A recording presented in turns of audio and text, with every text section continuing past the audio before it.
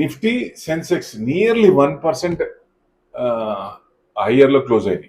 అంటే 6 రోజుల losing streak దాన్ని తిరగదోడినట్టు లెక్క ఓ రకంగా.